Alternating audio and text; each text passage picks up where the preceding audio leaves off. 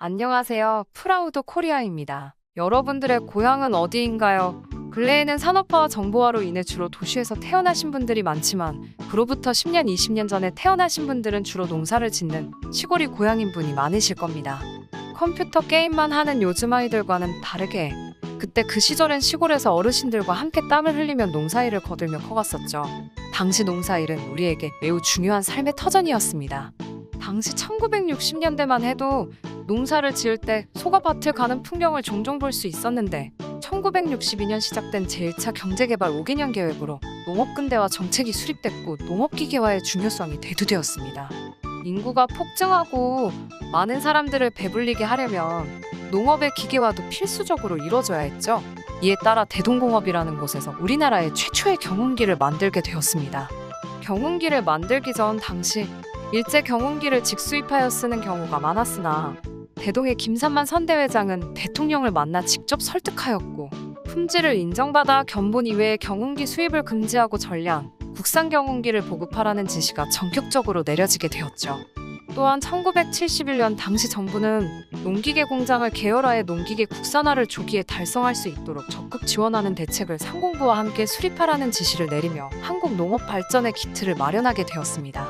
그로부터 현재까지 우리는 경운기나 트랙터를 우리 손으로 제작하여 한국 농업을 이끌고 있습니다.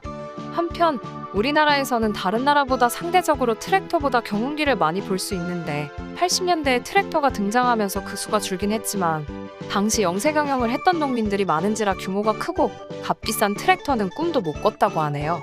그러나 1993년에서 1997년까지 반감농기계 정책으로 당시 경운기 한 대 가격이 200만 원이었고 농민들은 반값에 못 미치는 돈을 지불하면 살 수 있었기에 너도나도 구매를 했다고 합니다.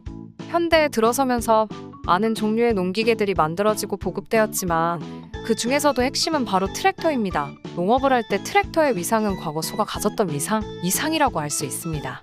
트랙터는 농업의 시작부터 끝까지 함께 해야 하는 농기계며 비료와 농약이 없으면 유기농 농사라도 지을 수 있지만 트랙터가 없으면 농사를 시작하는 것 자체가 불가능한 수준이죠.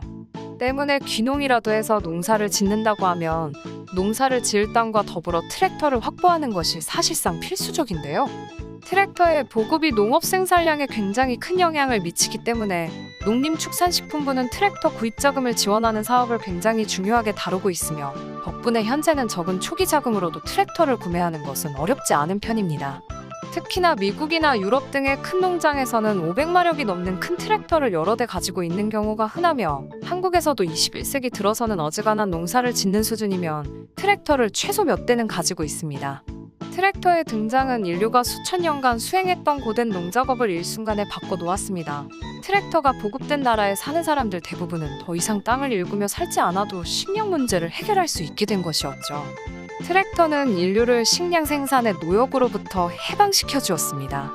농업 등 1차 산업에만 주로 종사했던 인류가 2차, 3차 산업을 개척하게 된 데는 많은 이유가 있겠지만 트랙터가 촉매제라는 사실을 부정할 수는 없을 것입니다. 트랙터의 등장 이전, 농업은 인력과 충력에 의해 지탱되고 있었습니다. 트랙터의 등장은 이러한 농사일의 상식을 파괴하고 농업이라는 산업 그 자체의 변혁을 가져왔죠. 기술 발전이 이루어지면서 한국 농기계 산업에도 새바람이 불었습니다. 현대에 들어서 세계의 트랙터들을 씹어먹을 수준의 트랙터들이 한국에서 나오기 시작한 것입니다. 한국의 트랙터가 보급된 지 60년도 채 되지 않았지만 해외로의 수출량은 꾸준히 증가하고 있는데요. 세계 최대의 농장 생산국인 미국마저 한국의 농업 혁신을 극찬하며 한국의 농기계를 사들이기를 원했죠. 그 결과 미국 기업을 제외하더라도 일본의 미쓰비시, 인도의 마흔드라와 같이 미국의 소형 트랙터 시장에서 이미 다른 나라가 선점했음에도 한국산 트랙터는 북미 시장에서 그 입지를 단단히 굳혔습니다. 미국 현지에 한국산 농기계를 전문으로 판매하는 가게가 따로 있을 정도입니다. 수년 전부터 대동의 수출용 트랙터 카이오티를 취급하여 400대 가량을 팔아치운 테네시주의 마이클 패트릭 씨는 카이오티가 불티나게 팔리는 이유에 대해 가격은 저렴한데 품질은 뛰어나고 서비스까지 빠르기 때문이라고 언급했습니다.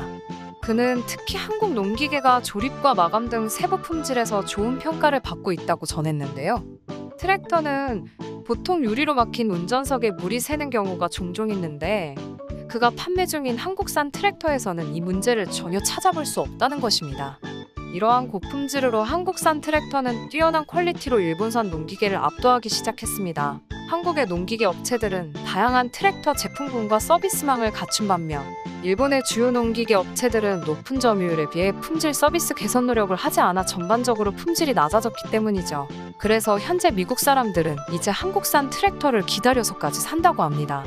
뿐만 아니라 최근엔 코로나19로 인한 수시 봉쇄 조치로 미국의 가정집에서도 트랙터를 사들이는 집이 증가하고 있다고 합니다. 이게 무슨 말인지 한국인이라면 잘 모를 수 있으나 미국의 땅 덩어리가 큰 것을 고려한다면 금세 알아차리실 수 있으실 겁니다. 미국은 땅이 넓어서 집이 단독주택형인 경우가 많고 따라서 집안에 우리로 치면 마당이나 텃밭 같은 게 있는데요. 코로나 때문에 밖에서 시간을 보내야 하는 날들이 적어지고 집에서 생활하는 시간이 많아지다 보니 사람들의 취미가 주로 집에서 이루어지는 것들로 채워졌습니다. 그 중에 하나가 가드닝이라는 것인데요. 마당의 정원을 다듬기 위해 가든용 소형 트랙터가 등장한 것입니다. 그중 한국산이 가장 성능이 좋고 가격도 경제적인 데다 서비스까지 좋다 보니 한국 트랙터를 만드는 DYM 공장장은 미국 사들은 소형 트랙터에 잔디 깎는 기계를 장착하였으며 2020년 하반기에 내년 물량을 거의 수주했다고 언급했습니다. 그리고 이것은 이상 수요라고 할 정도로 뜻밖의 상황이라고 말했습니다. 게다가 올해 또 트랙터 관계자들을 또 한 번 당황하게 만드는 일이 일어났죠. 한국 트랙터를 선적할 컨테이너가 없는 것이었습니다. TYM 출하 담당자는 지금 출하 대기장에 트랙터가 870여 대 있는데 조금 있으면 대기 물량이 1000대가 넘을 것이며 이러다가는 차가 다니는 길에도 트랙터를 세워놓아야 할 판이라고 합니다. 좀 당황스럽긴 하지만 미국에서 한국산 트랙터를 많이 사준 덕에 대동과 TYM의 21년 상반기만 해도 매출 합산액이 무려 1조가 넘어설 정도로 크게 성장하고 있다고 합니다. 북미 지역의 경우 소형 트랙터 소비 트렌드가 완전히 안착되었다고 하는데요. 예전 한국 주류의 취미가 아니었던 캠핑처럼 캠핑 장비를 사듯이 비슷한 느낌으로 자리 잡은 것 같네요. 덕분에 트랙터 판매량은 점점 확대되는 추세라고 합니다. 4차 산업혁명이 들어서고 우리 농업 기술을 수출하는 성과도 이어지고 있습니다. 한국형 스마트팜, 종자가 그 대표적인 사례이죠. 한국형 스마트팜은 비닐하우스, 유리온실, 축사 등의 정보통신 기술을 융합한 농장의 일종으로 원격 자동 시스템을 통해 작물과 가축을 쉽게 관리할 수 있는 이점이 있습니다.